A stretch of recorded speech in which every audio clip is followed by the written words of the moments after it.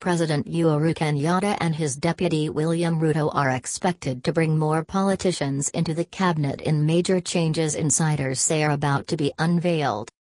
In 2013, the two wanted a cabinet of technocrats and had said the only politicians in it would be the two of them.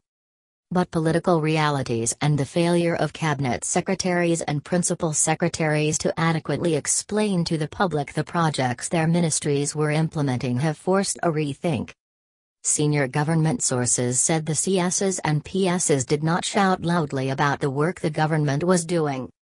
Delivery campaign. This was a particularly serious shortcoming because Jubilee Party wanted to run a delivery campaign, where they sought re-election on the basis of their 2013 pledges. However, the bulk of project visibility came from the work of presidency mandarins working in the background and less from mainline ministries.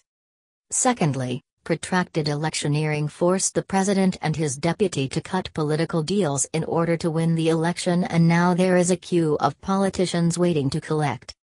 With CSs Charles Skeeter, Energy and Petroleum, Eugene Wamalwa, Water and Irrigation, Mwangi Kayunjuri, Devolution, and Najib Balila, Tourism, apparently assured of slots in the new cabinet, the names of Jubilee Party Secretary General Raphael Tuju, former Meru Governor Peter Munya, former Mombasa Senator Hassan Omar and two former MPs from Bajia, Mr. Ababunam Wamba, Budo Langai, and Dr. Palachuilma, Funiyila, are being mentioned in the appointments.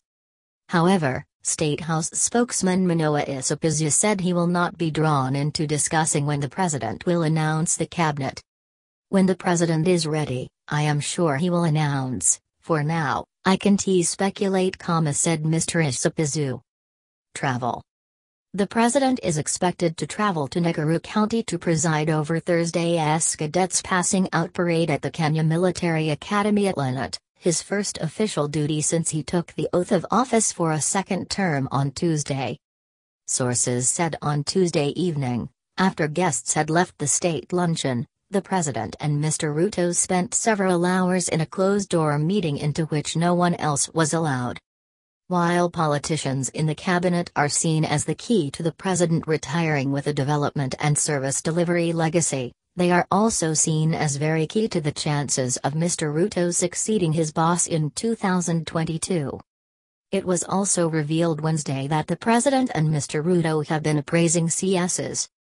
Among the CS who are not politicians set for reappointment, multiple sources indicated, were Dr. Fred Mashangai, Education and also acting in Interior, Ms. Amina Mohammed, Foreign Affairs, Mr. James Makaria, Infrastructure and Transport, Mr. Joe Mucheru, ICT, Professor Judy Wakungu, Environment, and Ms. Cicely Kariuki, Public Service and Youth Affairs. Import.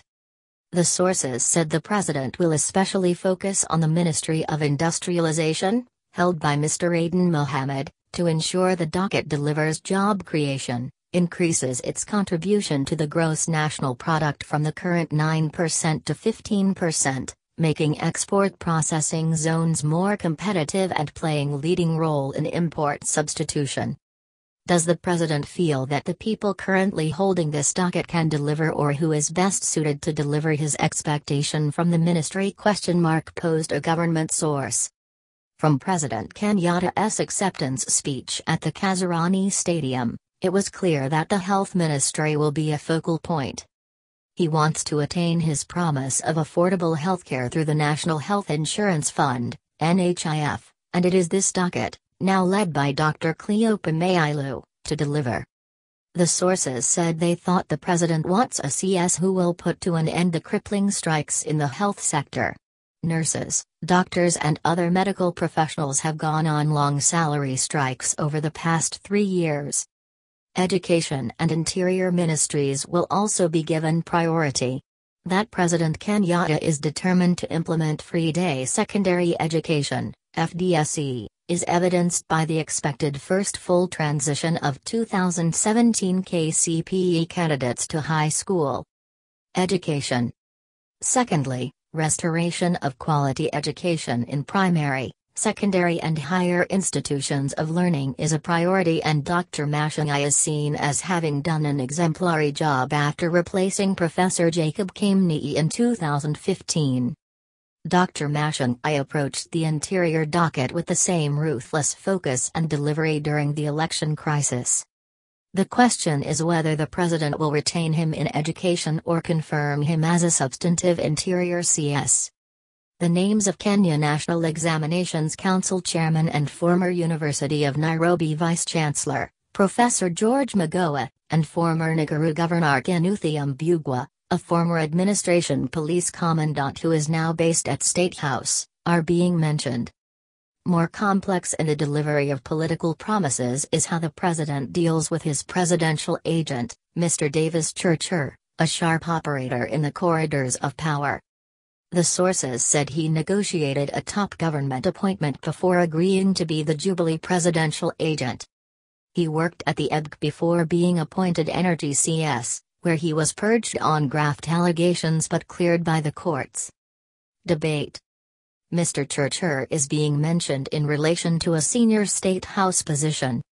That would be either the President's Chief of Staff and Head of Public Service, currently held by Mr. Joseph Kainiua, who is said to be retiring, or Secretary to the Cabinet, most recently held by Nyandarua Governor Francis Kaimia but vacant since he was edged out.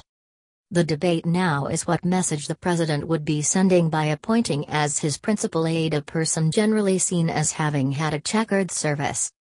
Equally, questions are being asked as to whether it is smart politics to bring into his domain an official who orbits in the constellation of his deputy and presumed successor, as this could put him in an early lame duck status with attention and power shifting to the man on the make. Sources hinted at a split of the energy ministry to create a new petroleum ministry, with the name of Petroleum PS Andrew Kama mentioned.